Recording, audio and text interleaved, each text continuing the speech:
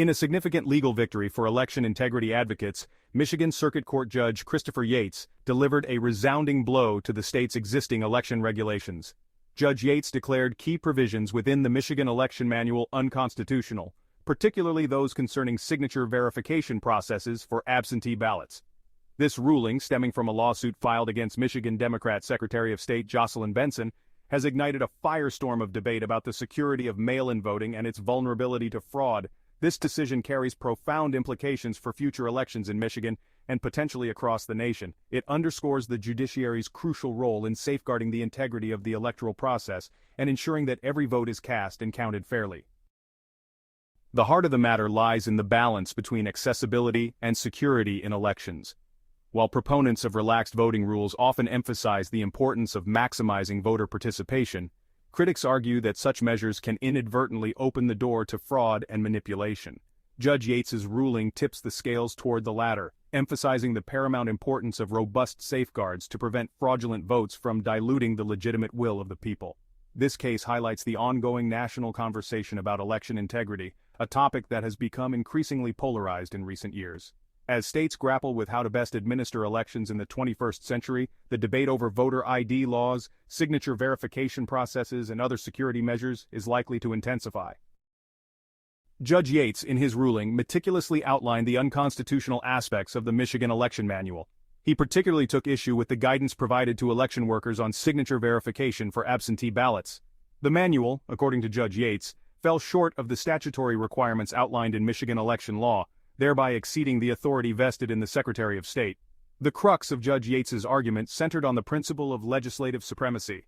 He asserted that the Michigan legislature, as the democratically elected representatives of the people, holds the sole authority to establish the rules and regulations governing elections. By issuing guidance that deviated from the explicit language of state law, Judge Yates concluded that Secretary Benson had overstepped her constitutional bounds. The Secretary of State has a duty to follow the law, Judge Yates asserted in his ruling. She cannot simply ignore the plain language of the statute and substitute her own policy preferences. This statement underscored the judge's view that the Secretary of State had overreached her authority by issuing guidance that contradicted the letter of the law. This ruling serves as a powerful reminder that even well-intentioned efforts to streamline or simplify election procedures must adhere to the limits imposed by the law. The judiciary's role as an impartial arbiter of the law is essential to ensuring that the balance of power remains in check and that all branches of government operate within their constitutionally defined boundaries. Judge Yates's ruling mandates a stricter approach to signature verification for absentee ballots in future Michigan elections. This decision has been met with both praise and criticism, with proponents lauding the move as a necessary step to enhance election integrity and detractors expressing concerns about potential voter disenfranchisement. The ruling requires election officials to adhere rigorously to the signature verification procedures outlined in state law. This includes comparing the signature on the absentee ballot application and the ballot envelope with the signature on file for the voter. Any discrepancies or inconsistencies in the signatures will necessitate further scrutiny and potential rejection of the ballot. While the ruling does not explicitly outlaw any specific signature verification methods, it emphasizes the importance of ensuring that the process is conducted fairly and accurately.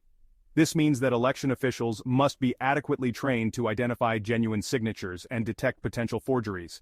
It also suggests that the use of automated signature verification systems, while potentially helpful, should not replace human review entirely. The stricter signature verification mandate is likely to face legal challenges as its implementation unfolds. Opponents argue that it could disproportionately disenfranchise certain groups of voters, such as the elderly or those with disabilities who may have difficulty signing their names consistently.